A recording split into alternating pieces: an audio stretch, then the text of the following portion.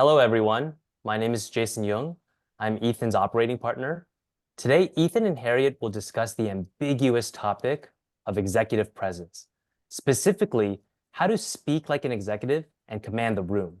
After their discussion, we will open it up for live audience questions. There will be two ways to ask questions. You can raise your virtual Zoom hand and ask live. We ask you to keep it concise and relevant. Or you could type it in your question in the Q&A Zoom feature and vote on other questions you want answered. All participants on the call right now, we have one action for you. Type in the chat what you want to know about executive presence. This will give us a real-time glimpse of your questions and struggles.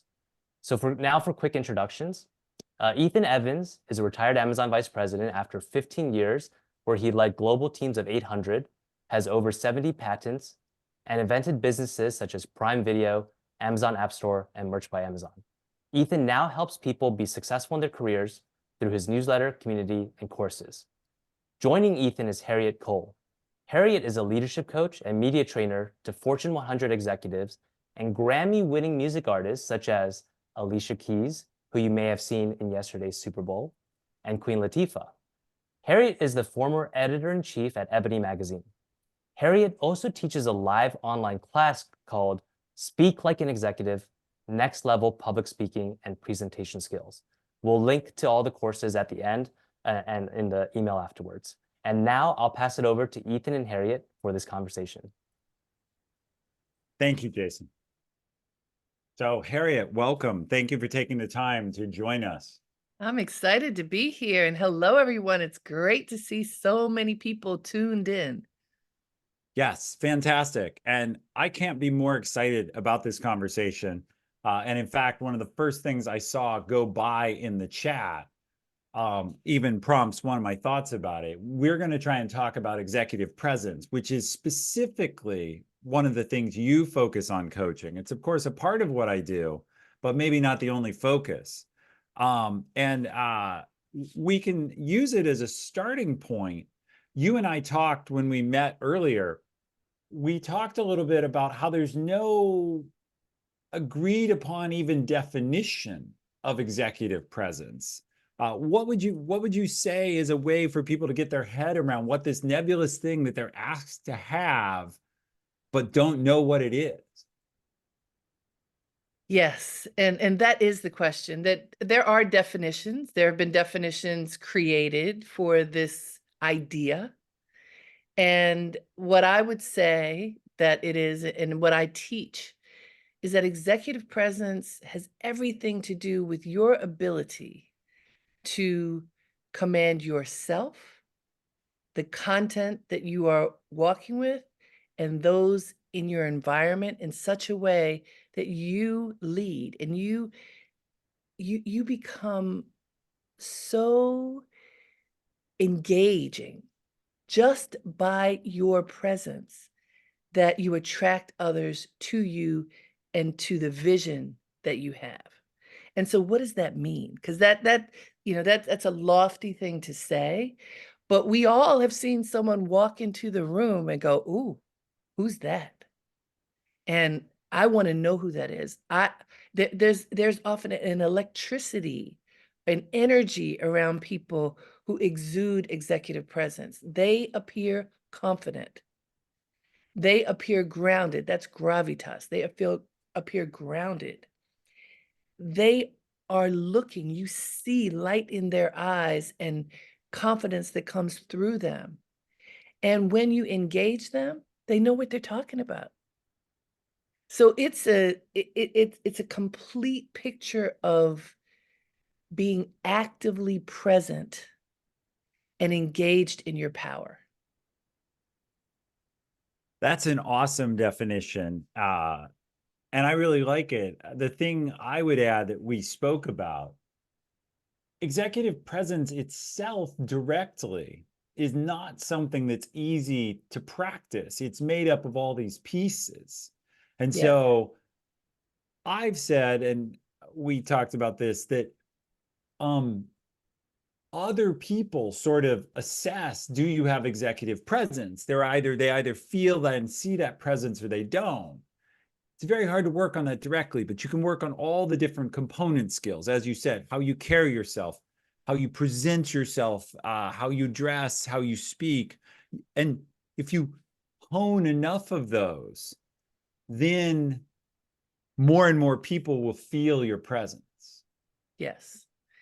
And the number one key component is preparation. And let me back up and say Sure. to what you said, Ethan.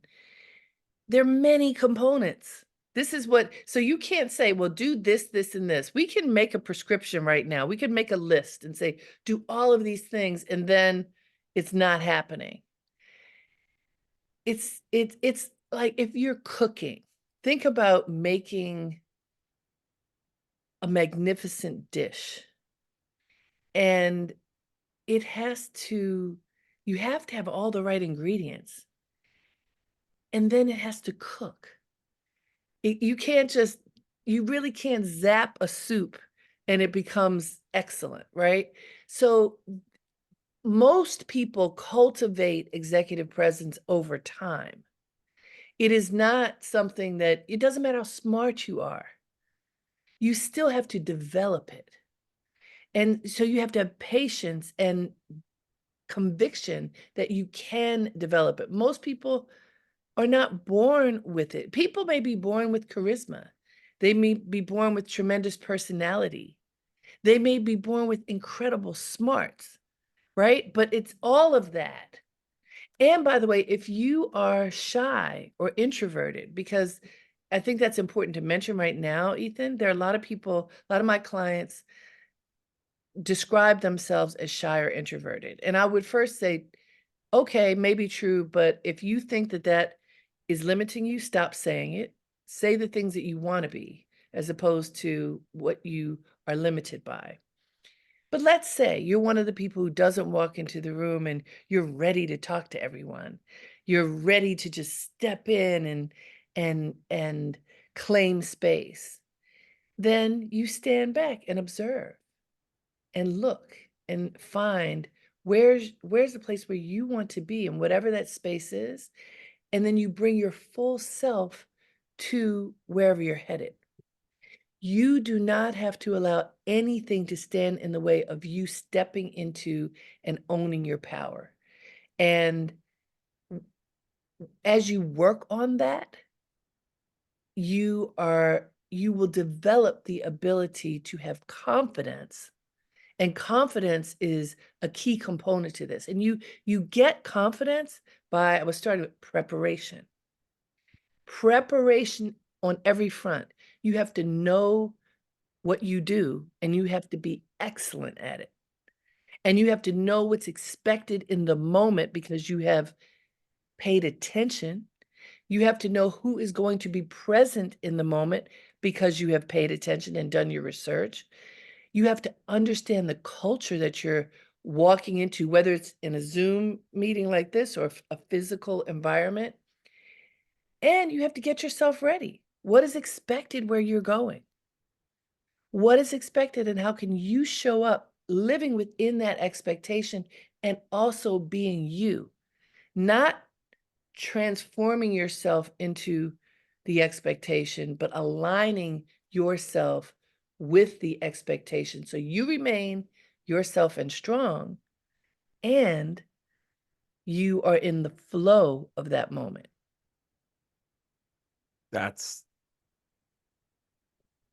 You come at this very differently than I have, and I love that.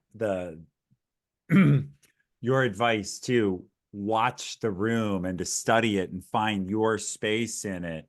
And I completely agree with you. The confidence really matters. It's also true. Maybe you were doing a great job watching the chat. I'm trying it. There's so many things I'm attempting. Well, you touched on introversion though. Yes. And I thought that was excellent that you got right to the point of introversion. Maybe it would be good, just because probably everyone did see the Super Bowl, and you had not one but two of your clients Yes. singing at the Super Bowl, which is just, that kind of client list is unbelievable. to have two different people that you coach take the stage at different times. Can you talk a little bit about what either Andra Day or Alicia Keys learned or did? I know well, I'll let you take that. I'm not going to say what you told me. So first, just because this will be fun, put a Y in the chat box if you watched the Super Bowl. Just want to have a sense of how many people watched, and did you see the opening music? We know people watched the that incredible performance with Usher and others. Yeah, so a lot of Ys. That's good. One of the things, Ethan, I'll preface this by saying I have had the great, wonderful, exciting experience of working with many people we call celebrities, bold-faced names over my entire career. It's fun. It's fun, and it's also a lot of pressure, just like I'm a lot of pressure for you working with CEOs. I've worked with a few of them. I've worked with a lot of Grammy-winning artists and such.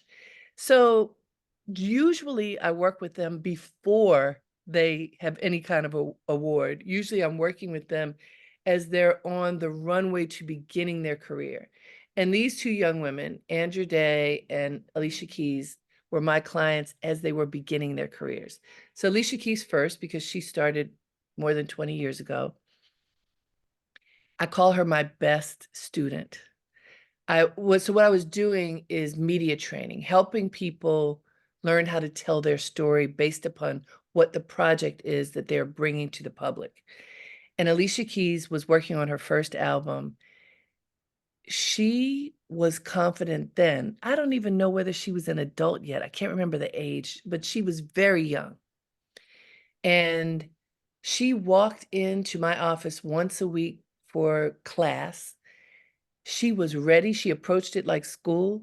She wanted to learn how to tell her story so that people would listen to her. And an interesting challenge, and even though this is different from what you guys are doing, I think it's worth hearing. Alicia's music started at a time when hip hop was huge, and we just celebrated the 50th anniversary of hip hop. Alicia's not a hip hop artist. Some of you may remember that her first record had her playing, I think, Beethoven, and then she went into an R&B song. She was classically trained and then an R&B singer. R&B, when hip hop was huge in the early 2000s, was like nerdy music. And Alicia Keys was this pretty, chiseled, elegant young woman who was not hard-edged like many hip-hop artists. And so she was trying to find her way. How can I get to have a presence in this sea of men and sea of people who don't look like me and aren't making music like me and be taken seriously? I was helping her to learn how to tell that story. And we had a few fights, and one of them was over. She wore her hair in braids. You may remember this. And she was going to keep that hair in braids, and she was going to wear like overalls and sort of non-feminine clothing. And I was like, "You're beautiful." And I used to be the fashion director at Essence. I wanted her to wear fashion. Nope, Yes. nope, nope. And we fought about these things until it was wonderful that she, as a young woman, was willing to fight back. No, this is the image I want to project. And what I just described about hip hop, she didn't have the words for that. This is me in retrospect telling you that. We fought, learned, worked together, and she ended up having that image, the braids and the casual sort of androgynous clothing for the whole first album. Why? Because that was the image that was matching the brand that she put out there. Why is that important to executive presence? Who you say you are has to look like who you say you are, has to sound like it, has to be it. Otherwise, you will not be recognized for whoever you say you are and whatever you are putting forth. We worked together on that, and she was very strong about who she was, and I was very strong about helping her to get to her goal. Now, Andra Day, you probably saw her. She sang the Black National Anthem that was the first song at the Super Bowl. I worked with her on that runway. And when I met her, she was another. She walked in the room, commanded attention. She opened her mouth, and that voice, whoo, we were blown away by the voice. And she had a look. She had a look with a head wrap and red lips. And every time I saw her, whatever the clothing was, she had this beautiful headdress and the red lips. Nobody knew who she was yet, but they would see her from an angle, from the side, like, that's that young woman with the voice. She had that look for her whole album. So how does that translate to corporate folk?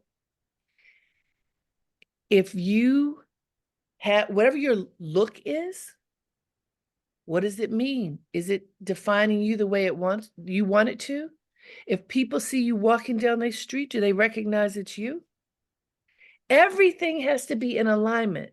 Who you say you are, how you express yourself, how you tell your story, and how you look. And if you are a person who loves to change how you look all the time, you need to trust that that is going to make it difficult for people to recognize the brand of you, because your brand is changing. And so even though these are celebrities, they have a brand. You have a brand. Mhm. Do you know what your brand is, and are you developing it? I love that. And this, for a lot of people here, I think you may not have thought very much about your visual brand. And that isn't always the strongest or most important part of executive presence, but it is something to think about.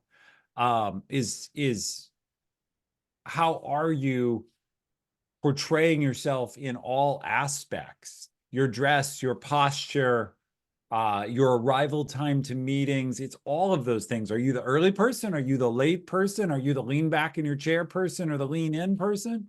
Are you the person who's always behind a laptop, or are you engaged? All of those things are part of presence.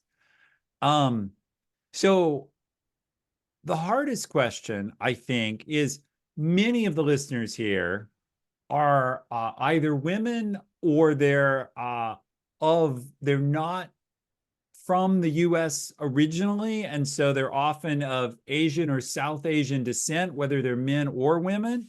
And this, I know some of what you may say, it will apply to everyone. So if you're a white guy like me, that doesn't mean this advice won't help you. But the hardest question is if you're a woman of color we talked about, I normally have an audience that's heavily tech. You may be the only person of color or woman, or even more difficult, woman of color in the room. How do you get heard and have presence in those environments? And for everybody else, real quick, if a person of color can do it, we can also do it.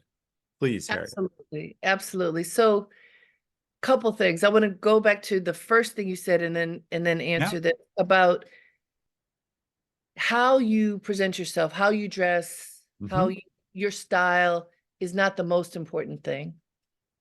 However, and let me preface this by saying I started my career in fashion. So it's important to me. Yep. But I want to tell you that how you look is important. You may not think so, but what do people see before they hear a word?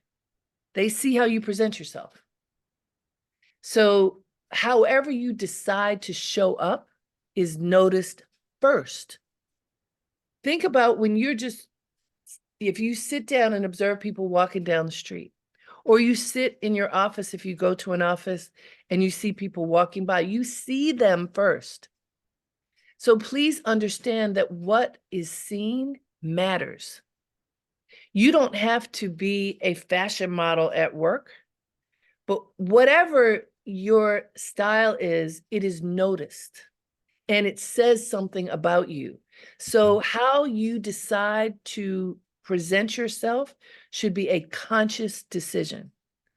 It should not be, I just got up and threw something on and brushed my hair or didn't and went to work or went anywhere.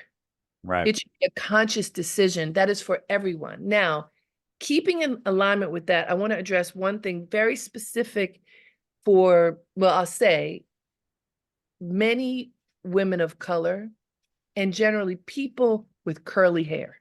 I just have to address this one thing because it's real specific and it's about look. I'll use myself as an example. So I've had a variety of hairstyles over the years. Usually I'll have a particular style for a few years because I know it brands me and I know people recognize me from behind. So a few years ago, I had big, well, like 15 years ago, I had big curly hair. If any of you know the artist Maxwell, it was kind of like that. Big curly hair. Now, I don't work in corporate America generally. When I had to go to a corporate client, I would tame it, but this was my style. Well, in order to get that style as a woman with curly hair, there was a process. I would braid it. The first day that I washed it, I would braid it, and I wore braids, multiple braids for 1 or 2 days, and then I would open them. And as I opened them, the style would change and it would get really big and fluffy, and I liked it. And then I was doing a lot of work on television. I was a contributor to the Today Show for many years. And I was doing this during this period. And someone said to me, I don't think people are recognizing you on the little hair days. They see this little hair and then, but, if they get you on a Friday, your hair is big. You have to decide, what is your hairstyle, Harriette?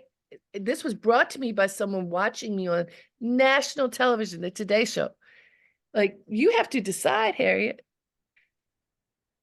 when you have curly hair and you wear it natural, there are all kinds of things that you have to do to make a style.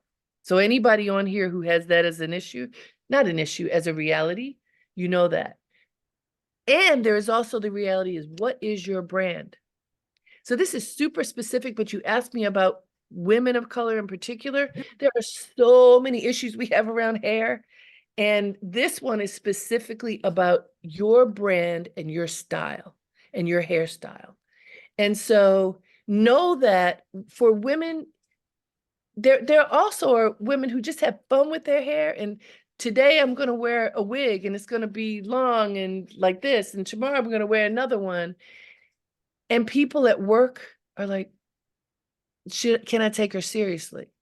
Now, I am not in any way saying that you should not have the freedom to look whatever way you want. But if your goal is to define your brand and attract people to your brand, you need to be consistent. And the consistency is not about any kind of judgment, any of the isms, because there's a whole thing called the Crown Act to protect Black women and their hair. I am not saying that you should be judged into being one way or another, but you need to understand how you choose to present yourself needs to be in alignment with your brand. And if you want to attract people to you, make it easy for them so that they can recognize you day in, day out. Okay, so there's that. Now, another part of the question that you had about being the only. Yes. Being the only, it's unbelievable that in 2024, we still have onlys. But especially in tech and just generally in a lot of environments in corporate America, there still are environments where you could be the only. And unfortunately, very often people defer to the man in the room, even if the woman is in charge. So I told Ethan a story that I want to share with you because I think you will appreciate this. And I got permission from my sister to share it. So I'm the proud sister of, my baby sister is the highest ranking Black female executive in all of Lockheed Martin. She runs a $17 billion business for them.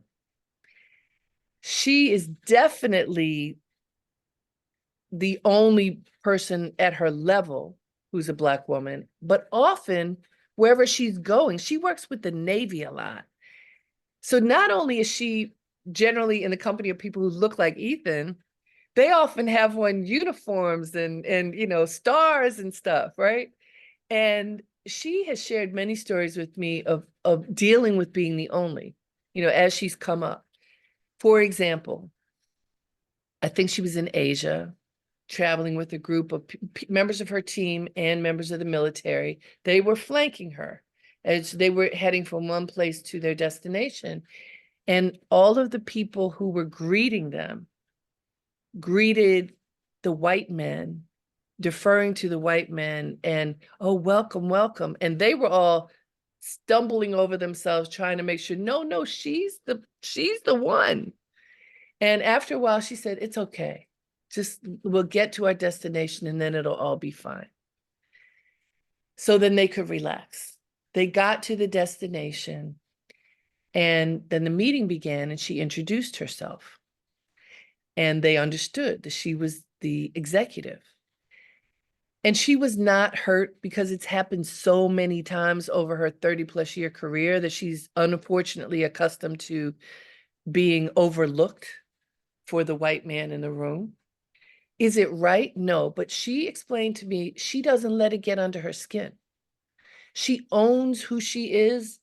She does her job at the highest level. She treats everyone the way she wants to be treated, with respect.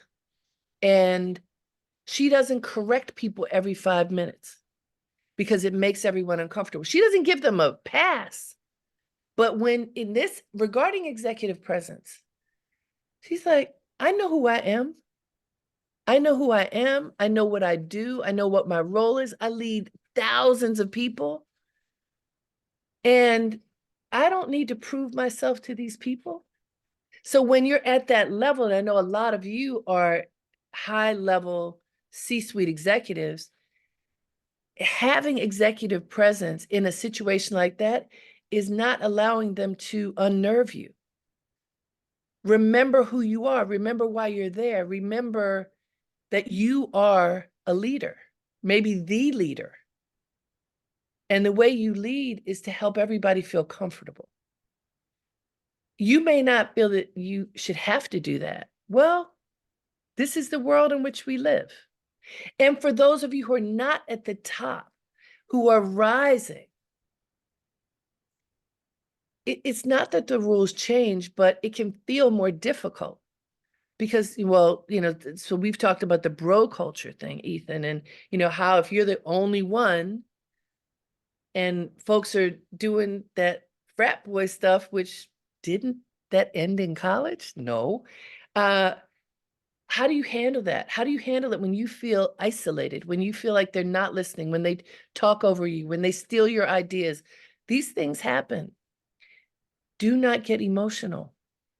I know what I'm saying to you is really hard to do, but I teach breathing techniques and other things to help you stay centered when you get knocked off. I saw in the questions, what do you do when you lose the EP for a minute?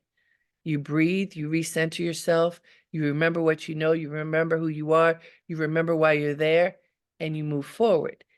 The other thing, don't walk into a room where there's a group of people where you have to present something and you haven't built relationships with those people before you get there. Work on creating allies. Create allyship so that you build relationships with the people who are on your team one by one. You share ideas, not every idea, but you share ideas with people you believe you can trust. So it's not every single person, so that you have alignment. And guess what? Sometimes you have to ask them to have your back in the meeting. Somebody that you've developed a certain amount of trust with, you could say, sometimes it's hard for me to be heard. Can you help me out here? Teamwork is a real thing.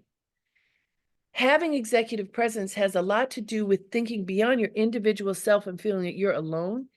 Build relationships. So by the time you get into that room, If it's your time to talk and they're not letting you speak, somebody's going to have your back and say, well, she's got something to say. Give her the floor for a minute. If you're talking and folks are interrupting, somebody say, hold up. And if I may, yeah, that works incredibly well, because I have seen women who are very strong, and others as well, but women in particular, say, excuse me, I was still speaking, and reclaim that for themselves. But that's a much harder act. If it's not just because I'm a man, if an ally writes in and says, I think Harriette was still talking, it's not you being nasty or demanding. And that tag team is crucial. I'll share, I just connected these dots. Amazon, of course, where I worked, is famous for its sharp negotiating, for pressing people very hard. And we were taught always negotiate in teams. And one person's job is to take notes, to be the observer, to be the one watching, because the person who's on the spot speaking has all their energy just in trying to keep on top of it. And so somebody else is on top of what's going on and what was said and what was committed to. And that's just one more. Team is a big thing. So executive presence as a duet, in a sense, is powerful. And it's something like, I'm glad you're bringing this up, Ethan, because as we began with the notion of how you can embody and exude executive presence, part of it is really not thinking that you're alone. mm-hmm. When you think you're alone and then you feel like you have to prove something. And I saw in one of the questions earlier, should you, I think it was something, should you just walk in the room and have it? Well, if you have it, sure. But, and then it was a question, is there such a thing as too much executive presence? Too arrogance is not executive presence. Being full of yourself is the opposite. But you do have to push yourself to be as confident as the moment requires. And the partnership, the duet in that is wonderful, because it requires humility and it requires attention outside of yourself, right? Which I fully believe that people who embody executive presence are paying attention to everything around them also. What does the moment call for? You may have an agenda. This is what I'm supposed to do right now.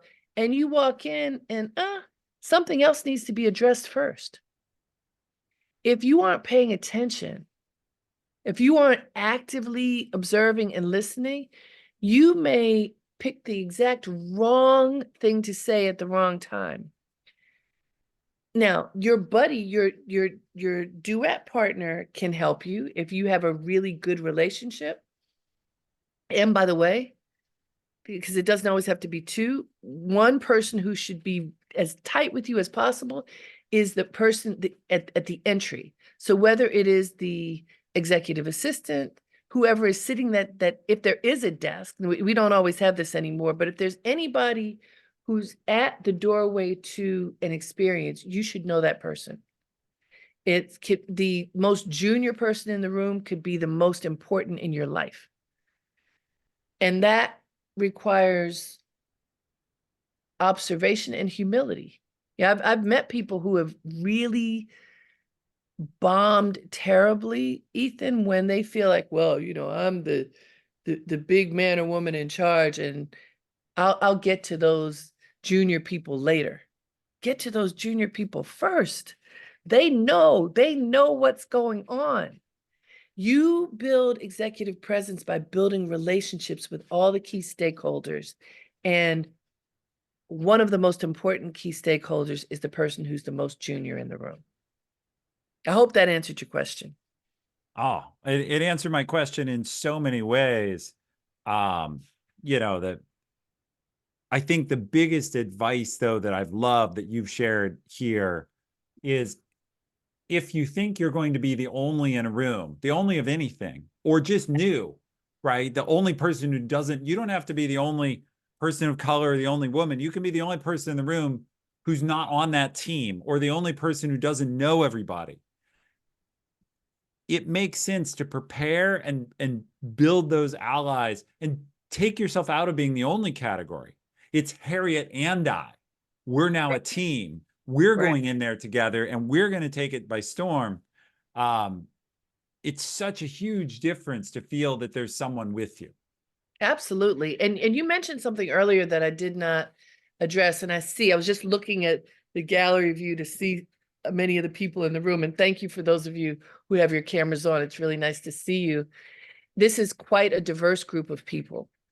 And I've worked with many diverse groups of people over the years. And one of the things that I know that happens, especially coming to the United States and being part of this culture, it's often called the great melting pot. We all sort of morph into one. So, yeah, that's okay. But I'm going to say to you, what I think is best is that we also claim who we are fully. That includes our heritage. Who are you? Who are you? What makes you unique? What makes you unique is what sets you apart, but also blazes a trail that others may want to follow. Where are your people from? What are the stories that are part of your ancestral history, all the things that got you to where you are today, and what are leading you into the future? What are those stories? So for people who are from other countries, we want to know. For people from this country, it's a giant country. Where are you from? What are those stories that make you uniquely you? And the thing is, when you figure out what stories are yours that align with your brand and where you're headed, you become such a much more interesting person to engage. And you would be amazed at how troubleshooting based upon something that happened with your grandparents that because that story has been passed down is something that you could use for troubleshooting in your tech job. You might not think so today, but when you harvest your stories and go, wow, that helped. Something that you might think is nothing, or even it's too specific to my culture. I don't want to say that. I just want to be American. Please don't. Be you. Claim, celebrate what makes you you. Learn how to access those stories. I call them process stories. They should have a beginning, middle, and end where you develop a story that is true about yourself. You learn how to tell it vividly so people lean in. Executive presence. Someone asked, how do you do it on Zoom? I want to bet that most of you all are really paying attention to what I'm saying. And I see that many of you are leaning in. When you notice that people lean in, it means you got them. You got them in a heart-to-heart connection. Why? Because you are enthusiastic. You are clear.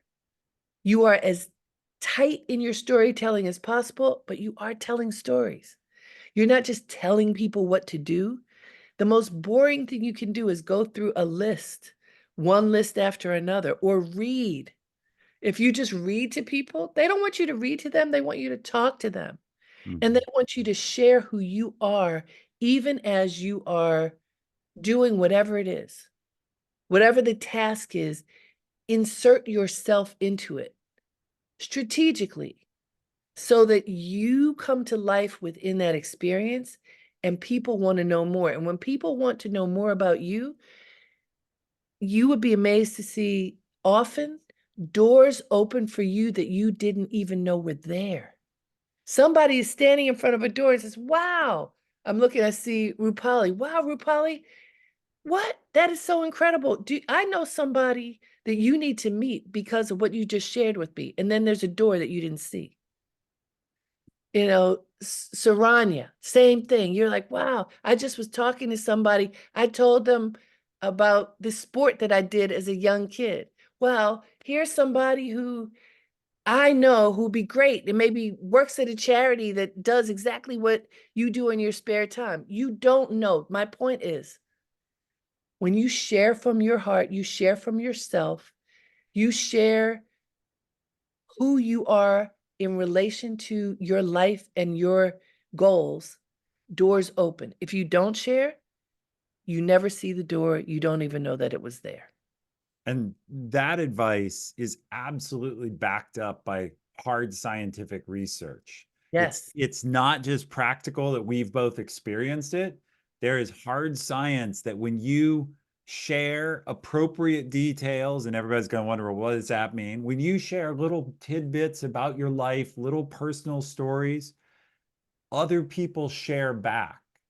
And particularly in tech, we sometimes think that we're supposed to keep our relationships sort of clean and robotic like computers. And that is the end. No computer yet, AI may change this, but no computer yet has ever had executive presence. People do. And you have to humanize. You have to humanize yourself. And if you go first, people will share back. I did want to comment 1 second on the question that you saw go by, Harriette, of can you have too much executive presence? Certainly, too much executive presence can be used. One thing about executive presence is it can be used for good or ill. Okay, you can pick leaders throughout history that had tons of executive presence and used it to lead their countries to bad ends. So understand it's a sharp knife. But what I would say of can you have too much? The best leaders that could overawe you are exceptional at turning it down. And actually, nothing is more powerful than strong presence turned down and made friendly for someone. Approachability is what that would be called, I think. Is there anything you would add to that, Harriette? And then maybe we'll take audience questions through Jason. I want to challenge something that you said. Okay, perfect. I want to say when leaders go past the decency space, the connection to humanity, the moral space, it's no longer executive presence. I think it may be charisma. Okay. It may be, there is a power that some people have to influence others. Yes. And I do think that people go beyond that. I think ego, insanity, all kinds of things can take people down paths that are dangerous and hurtful. Dark paths. Dark paths. I don't think that's executive presence. Okay. I think that's something else. I will say for all of us, there is a line that you can cross when you are feeling like you're fabulous. I got this. When you feel like I am the best, there is nobody better than me. That is dangerous. And that can derail the whole thing. You can get there, be incredible, and fall off the side of the mountain because you had too much ego. And so I do have a way of helping us to not have that happen that also helps people to manage the jitters, that many of us have when we're about to speak, when we're about to present, when something really matters. And even if you think you're a confident person, you get there and suddenly you're a deer in the headlights. Because these things happen, it's a balance. We're talking about all these great things. Know that the best communicators have moments when they feel like they don't know anything, when they're not good, when, oh my gosh, what is about to happen? Even the people with the best executive presence have those moments. How you ground yourself, what I have learned and what I teach, is by having an attitude of service. When you approach the moment and understand, I am here to serve the audience, I'm here to serve the project, I'm here to serve, this extremely specific technical thing that we're trying to figure out. I am here to serve. When you have an attitude of service, you can place your feet on the ground and feel them, planting themselves in the earth. Sit up, stand up tall, engage your breath, engage your power, and know that you are here to serve. The mindset of service is grounding and humbling. So yes, you want to bring everything, the best of who you are to that moment. You want to bring all the knowledge, all of the storytelling, all of the relationships, every possible thing that you have to make this moment excellent, you want to bring because you want to serve the moment. When you do that, it helps to take away that ego part that makes you go, oh my God, am I going to be good enough? Yes, I'm going to be good enough because I have to serve the moment. I love that. I love the idea that it's not about me, it's about the mission. It's about the people, it's about the project, whatever. It's about the art.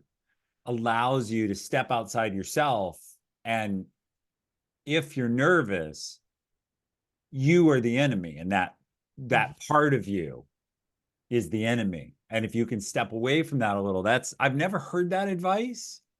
And I just love it. Oh, thank you. So Jason, would you like to take us through some questions from the audience? Yes. If you want to ask your question live, raise your virtual Zoom hand. I'll go in order. We do have one question in the Q&A from Jones that's getting quite a few upvotes.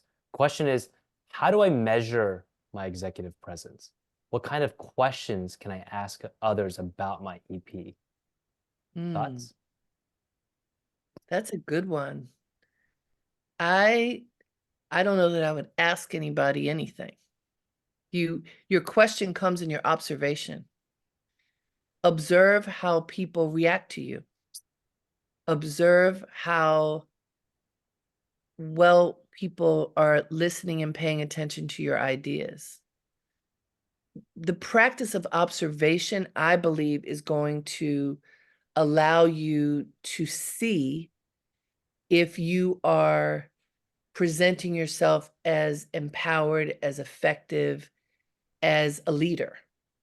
Now, when you are in your annual review or in any kind of review with your whoever your leader is, or even with the people you lead, when you're in a review kind of space, which is sometimes annual, sometimes in conversation, you're listening again. You can ask questions about an experience. How was the presentation that I made today effective? Did you learn what you needed? Was it helpful? And was there anything that you would appreciate receiving differently or having me do differently? Not, did I do a good job? But how effective was and it's really not how effective was I. How effective was what I presented, this information? Because when you make it personal, you set yourself up to get your feelings hurt, and you set yourself up for the other person to really feel awkward. So let's say you didn't do the best job. Then they're going to feel really awkward to answer that. And is there any feedback that you can give to me so that next time this can be even stronger? Those kinds of questions will get you to an understanding of how you performed. It's more subtle than, you don't ask people, do I have executive presence? You don't ask, was my executive presence good today? It's, again, as Ethan and I talked about from the beginning, it's all those things. It's if you're bound by slides, which I do not recommend, someone might say, wow, I loved it when you were just talking to us. So if you have to have slides, sometimes you have them a little bit, but there are things that you can do to balance out the experience, but hopefully that answers the question. I know we want to get to more, so I'll stop talking. Wow, I Ethan, so anything want to to add? add to that. And I also just don't think I have, like, I'll let that stand. So, Jason. Okay, let's go with David. You have your hand raised. Thank you, Jason. And thank you, Harriet. Definitely appreciate you being here. My question is, I've found it's a comment and then it's going to be a question, right? Um, so I found that, once I embraced, what we probably don't use this word anymore, but entrepreneurship, Mhm. that I started to think more like, the chairman of David Co., so to speak. In fact, one of my favorite rap lines we talk about hip hop, right? Ever is from Jay-Z, right? You know what this one is probably already is, I'm not a businessman, I'm a businessman, right? Could you speak on, the entrepreneurial aspect of executive presence, if there is any correlation?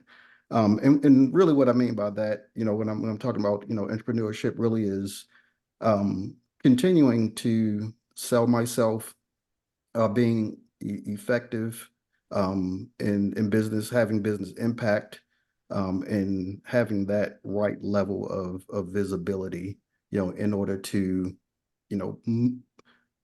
move up the ladder, so to speak, in corporate America. Yes, and thank you for that question. I think being, in case anybody doesn't know what David's talking about, being an entrepreneur within the corporation is something that I believe today is very welcome in a lot of companies because it says that you are bringing your creativity and energy to help to strengthen and grow your business.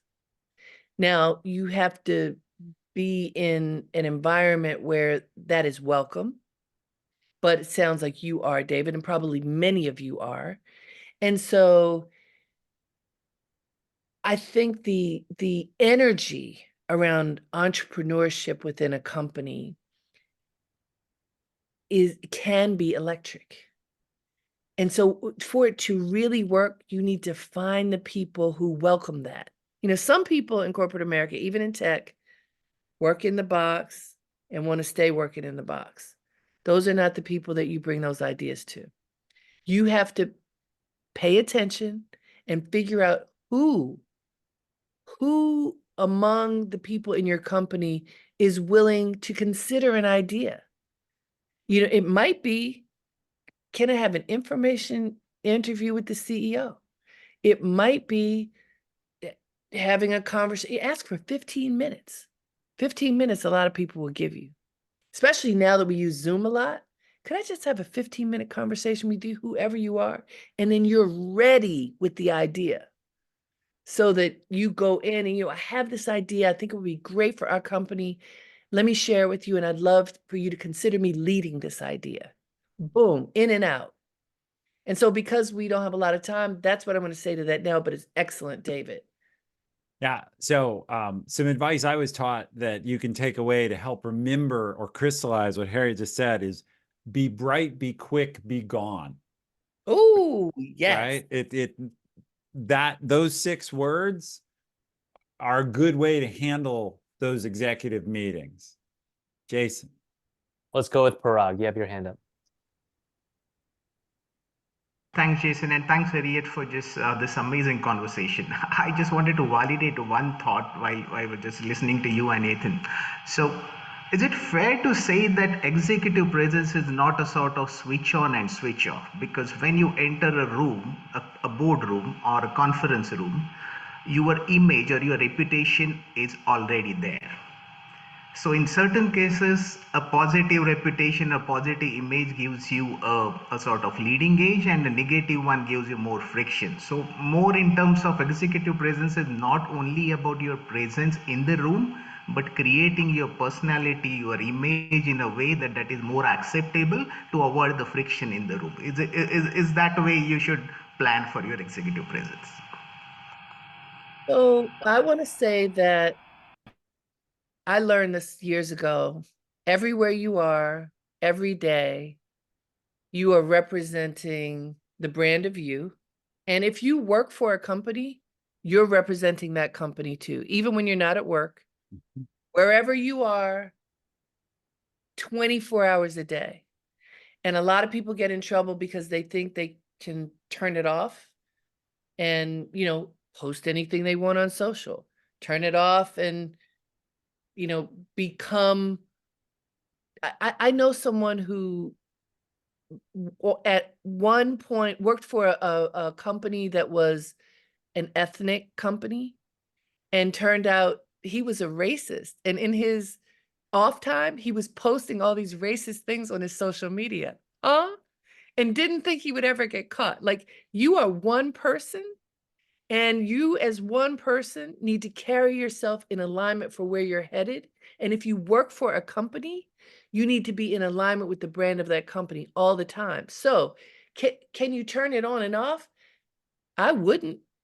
I mean, you know, and I will say this, a lot of people, you know, we do need to be able to let off steam and be ourselves. That is very important. And often what we do, which I think is not helpful, we put the burden of all of our worries and concerns on our loved ones. So we, like, if, to executive presence, we are dazzling at work and we come home and we're complaining. You can't believe this, this happened, And so your loved ones don't get the executive presence. They get the other side. They get the, you know, oh, poor baby. Or, you know, I'm mad at whoever you're mad at because of that thing that happened 2 weeks ago that you're not mad about anymore. I want to say to you, while yes, you should be able to so-called let your hair down with the people that you love, show them that person too. Show them that empowered, creative, strong person that you show at work. And to your question about, you know, do you turn it on and off when you walk in the room or not? Keep it on. So the only thing I would add to that a little bit, I 100% agree. Everything you do, every place you go, represents you and builds your image or tears down your image. There is, for me at least, a process, a short process, but of like getting ready to go on stage, whether that's a real stage or a virtual stage like this, or a room where I'm the same person, but I'm pushing more energy into it. And so, like, when I teach a class, I'm pushing energy into the audience to enthrall them. And at the end of teaching a class, I'm wrung out. I'm Yes. physically tired. And actually, even though all I've done is sit in front of a microphone, if you look at my Apple Watch, it records all this calorie burn because just emoting that hard it's like biologically energetic. It's not just mental. And so that is part of bringing your A game.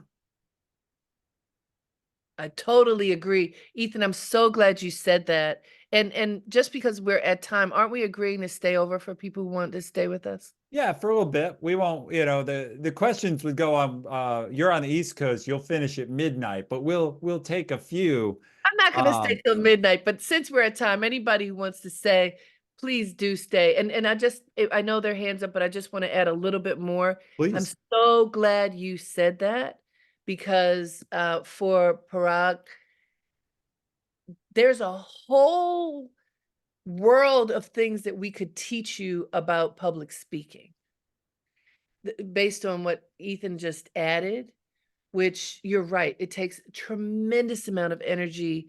There is a preparation to public speaking. I mean, I teach classes just about public speaking. There are many things to do where you are engaging your executive presence, plus, you know, you're working with the audience. There's so many things that you can do. And so, yes, Ethan, I'm glad you made that point.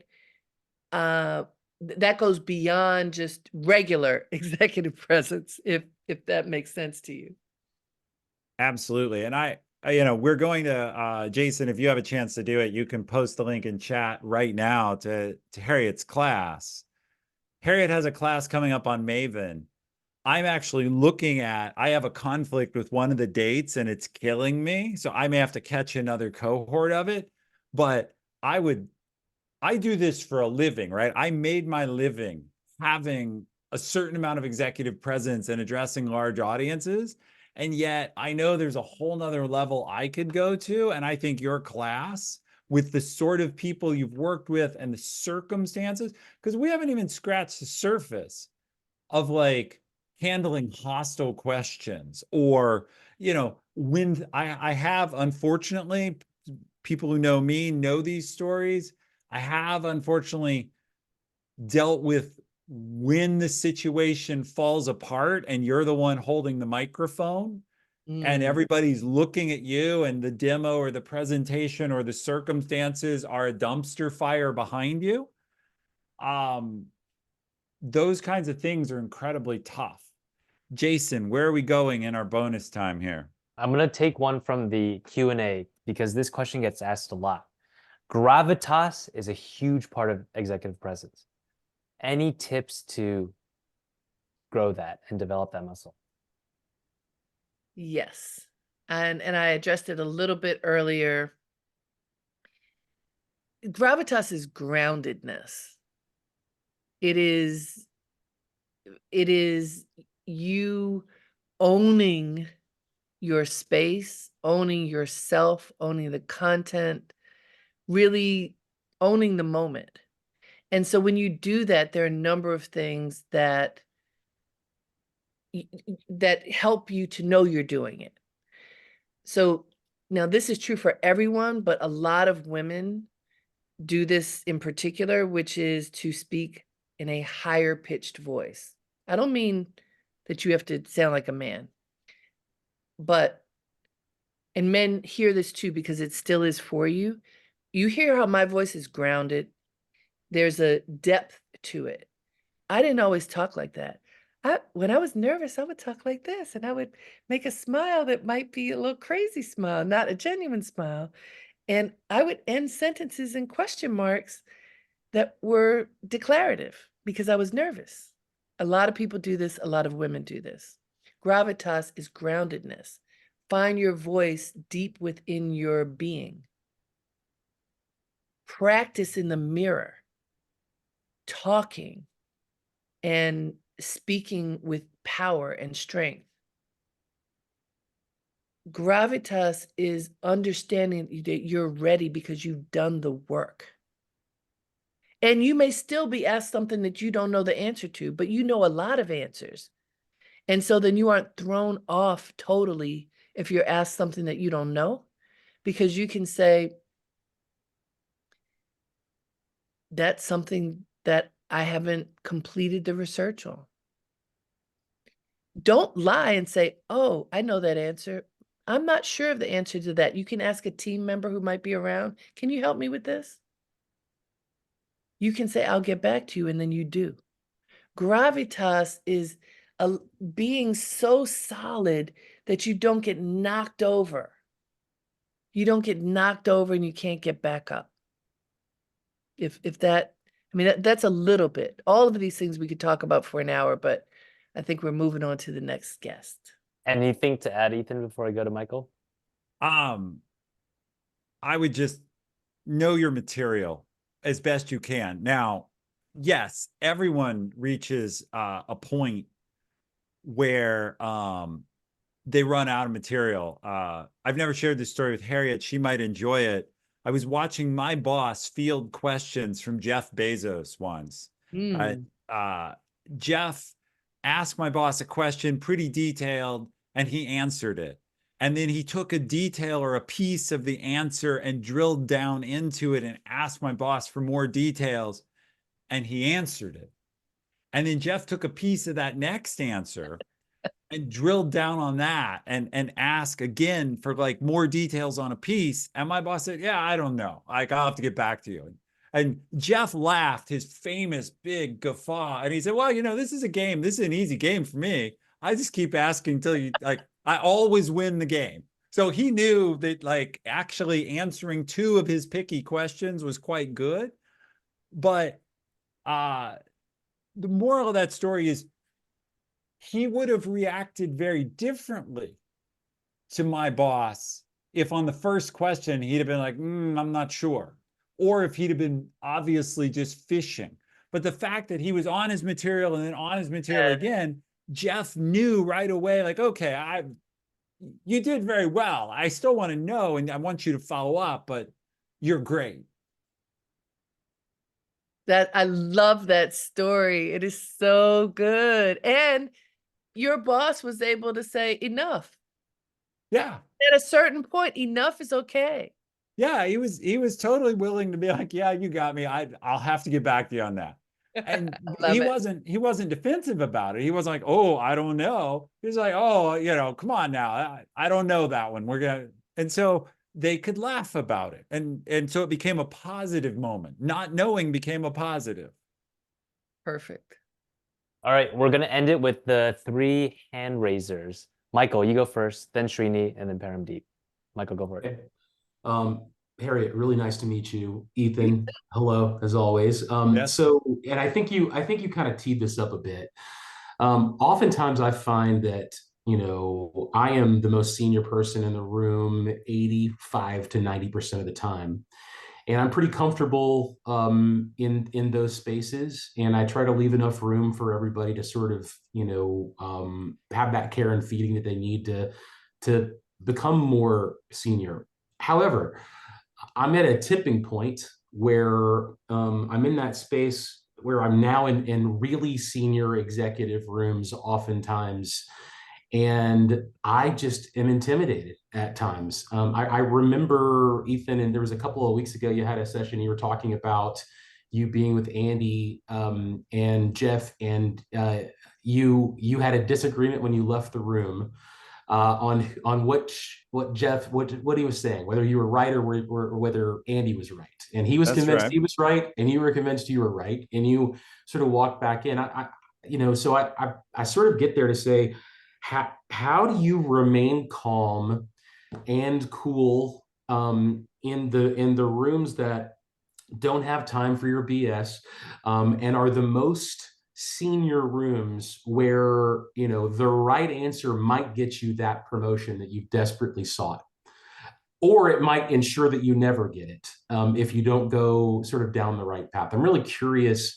I know it's a collection of small things that help get you there, but is there one sort of key takeaway that we could have on how to own that moment when you get the opportunity in those rooms? Do you want to start, Ethan? I will, and I'll start with another quick Jeff story. Just quickly, I was once in the room with Jeff Bezos and the Amazon board. It's the only time I ever met with the whole board. And we were updating on our business, which was the games business. And Jeff asked a question. We had presented our whole plan and the board had discussed it. And he asked a question and said, if our plan works, not if it goes wrong, but if it works, are we on track to be one of the biggest game companies in the world? I said, no. And you could have heard a pin drop, but we weren't. And I wasn't even, by the way, the most senior person in the room. This boss I talked about that Jeff had grilled in another circumstance was there. But I just spoke up and said, no, absolutely not. And of course, that put all eyes on me. And then you have to elaborate. Well, what I would say about that is I am a very direct person. And I'm not saying that you always have to be direct. Instead, I'm saying own who you are and what you know. And I knew the answer was no, and I knew I could back it up and explain it. And so I spoke. And so I would just say, own who you are and what you know, and trust in that. Harriette. Yeah, I would say don't think about the promotion when you're in the room. That is the kiss of death, because the ego is screaming then, right? Be your strong, confident self. Believe that you should be in the room. There's a reason that you're there. You can even, before you go into the room, think about what's going to happen in the room and why are you there? Why are you invited? Because you deserve to be there. Otherwise, you wouldn't be there, right? So then the other thing is, look at them as people. There are people just like you. And I get it. You're in the room, you're like, whoa, look, and there's a lot of energy. There's a whole lot of energy, and then your energy is coming in, and you literally feel the energy. So there's a power field that's happening. It's very real. Remember that they're people. Remember what you know. As Ethan is saying, you know, share what you know. Be confident in what you know. And don't think about the promotion. Just understand that you deserve to be there, and they have you there because they value what you have to bring. They value you. That's why you've reached this level. And sometimes you have to stand outside that room and take a few breaths and remind yourself. So you and your power are walking in the room together. Great. All right, Srini, you're up. Hi, Harriette and Ethan. Thanks for this session. I was joining a little late, but one topic that you were talking about when interacting with an executive who is more constrained by the organization dynamics, and versus somebody who can entertain innovative ideas in an organization that doesn't like those kind of attitudes. How do a person who is dealing with the dilemma of whether to bring it up or just shut the mouth and then go with the flow? This is where you find allies. I don't know whether you were here earlier when we were talking about that. You need to seek out the people who are open to listening to your ideas and build relationships with people who can help you so that you don't feel alone. You know, test your ideas out on people to see if your innovative idea is something that the company might be interested in, and then build a coalition so that you aren't alone. This takes time. You have to build relationships. And I know that a lot of us now work virtually, or at least partially virtually. So if you're in a situation like that where you really feel isolated, this is where you make requests for, I mentioned earlier, those 15-minute conversations. I'd love to run something by you. And you'd have to be ready. It needs to be fully baked, like whatever the idea is that you have, so that you honor people's time. But the way to get your innovative idea heard and considered often is by building relationships with others so that your allies support you. Got it. Thank you. You're welcome. I would add another just simple technique is ask permission. Questions are very powerful, and just say, I'd love to share an idea. Is this a good time? Or I have a thought about that. Could you take a couple minutes? If they say no, you know you've at least caught them at the wrong time, or they're not interested. But most leaders don't want to be jerks, and so they'll say yes. And there's an interesting thing. Once I tell you yes, I kind of have to believe it myself, because I've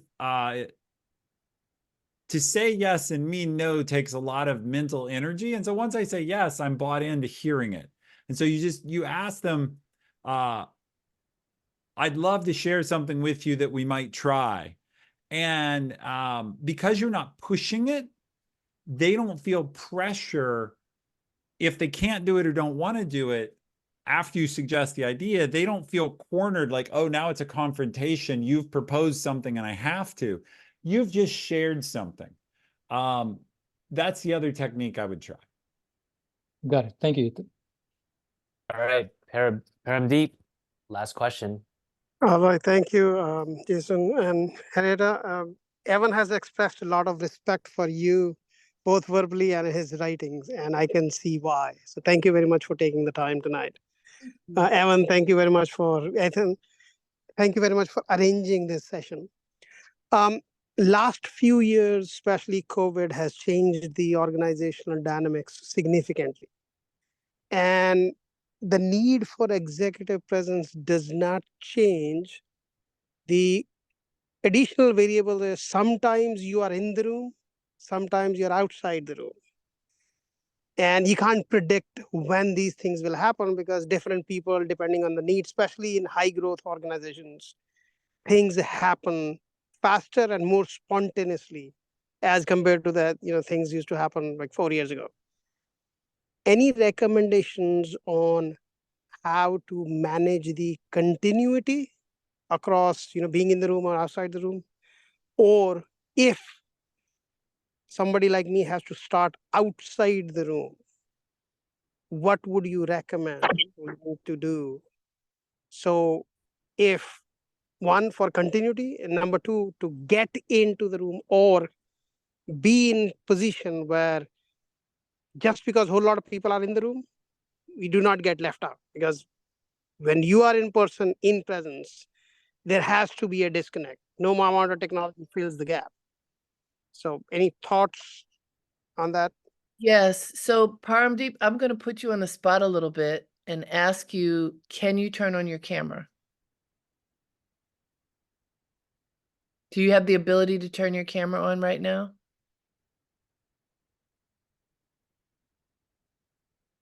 Are you hearing me? All right, let me tell you why I'm asking. Yeah. Yes, apologies for that. Let me get to a lighted spot. Okay. Thank you. Thank you. Yes. Hi. Thank you for turning. Hi. Let me tell you why. And part of what has occurred in this environment that we are now in, that is partially like this, remote, where we are on a Zoom call, I don't know about you, but most of us spend a lot of time communicating with people in these little boxes, right? Mhm. Sometimes we also go into the office. The reason I asked you to turn on your camera is based upon your question. What you have to do in order to build those relationships is to make your engagement as personal as possible. You asked an excellent question and we couldn't see you. I want to tell you that turning on your camera is one of the first things that you can do to connect more closely with people when you're in an environment like this, because then we can see you. And again, I have a lot of lessons about turning on the camera, having the light the way you need it, how you present yourself, all kinds of things. There's something called your resting face. And I learned, because I wasn't paying attention, at one point I was interviewing someone. I do a lot of interviews, and I was listening intently, and the expression on my face looked so bored. And I wasn't bored. It was just, I didn't realize what my face looked like. And so then I practiced in the mirror. Okay, you have to have a pleasant resting face, because that's what people see. Start by turning on your camera, being fully present, doing what you just did, Paramdeep, asking a smart question. So people think about that question, contributing in a meaningful way. It doesn't mean that you have to say a lot. You don't have to be loud in the room, but what you say should matter. It also doesn't mean that you have to study what you're going to say for a week, but say something that matters so people remember you. Lean in, create a space so that people can see you. And what happens is that they will want to get to know you better. I promise you that this works. And so one of the things that happened during COVID, a great thing that happened was, well, we could still communicate anyway. We learned how to use this tool. The reason we can be in conversation, I'm in New York City. You're in California, right, Ethan? Seattle, West In Coast. Seattle. In Seattle. I love Seattle. And you all are all over the place. If we were to ask, where are you? You're everywhere. So we get to communicate with each other because a terrible thing happened, and innovation and technology helped us to figure it out. people who use this technology to connect, to create a heart-to-heart connection, like what we have been doing with our expertise with you today, often they do it with cameras on. They do it with enthusiasm and focus. We see each other. We want to see more of each other. We want to connect with each other. Be that connector for your life, for your career. And when you practice that, you'll see those doors I talked about. You'll notice them. They may not have been there before, and then somehow they open.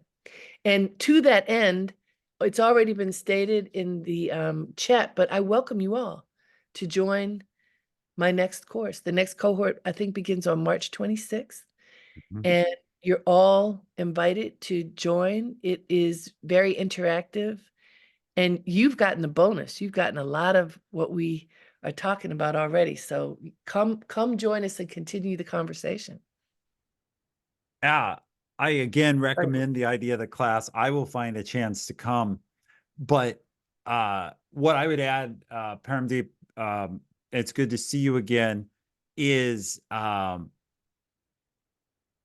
remember what we said earlier, if you heard about allies in the room. If you're remote, another trick you can do is have someone in the room who can help you get attention. So if your hand being raised is being ignored, or if your virtual hand, or both, or if you're being cut off, try, if you can, to have someone else in the room, even if you need to private chat message them or text them and say, hey, I'm trying to get a word in edgewise, help me out.